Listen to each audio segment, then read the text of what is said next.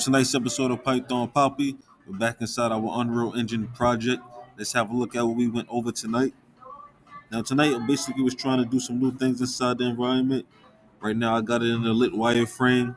Isn't really doing anything in particular. I just like the way it looks. It looks pretty cool. I'm going to change it again before I leave just to show you I like the different views of it. But what I'm trying to do is I'm trying to add meshes to our ground here. So what I'm trying to do is I'm trying to change this. Well, let me change it back to the regular view so you can see exactly what I'm talking about. You might not be able to see exactly what I mean with the lit wireframe here. So let's go back to normal for a second. So you can see I'm trying to change this checkered ground here into like a grassy dirt kind of texture here, a mesh. That's what we're gonna call it. It's called a mesh. That's gonna be our foundation. So instead of this, let me zoom in a little bit if I can. No, I'm going in the wrong direction. But anyway, instead of this checkered little floor here, we want a grass kind of dirt kind of mesh like you would see in a Dragon Ball Z environment where the cell arena would have been.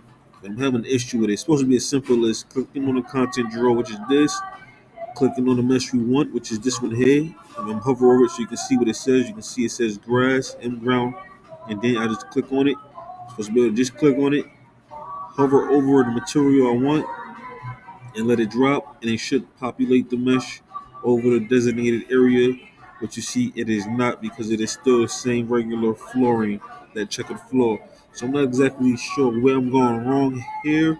Why isn't it populating the mesh over the area I selected?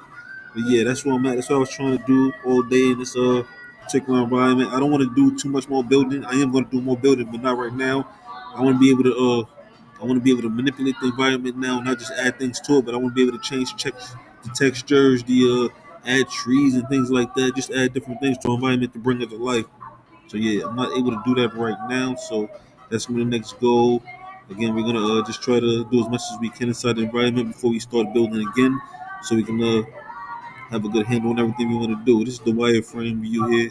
Like I said, this isn't doing anything in particular. I just like the way it looks, so that's why I'm showing you it. But that's where we're at on that. So, like I said, we're gonna just exit out of here because we're not doing anything more than that. I also did go back into the learning agents portion. No, let me see here. Of course, I told you we're having an issue with the troubleshooting. The troubleshooting. Why is that closing? I forgot to close this.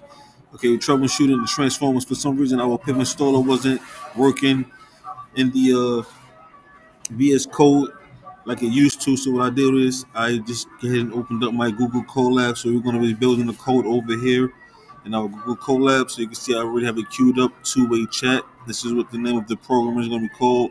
So here I'll have our pip install already queued up, and then we have the first code here that I have queued up ready to go. So we have to run it and see exactly what's going to work and what's going to throw an error so we can fix it and move forward. But of course, I will keep you posted every step of the way. For now, this is the Python Papi. You guys stay Gucci.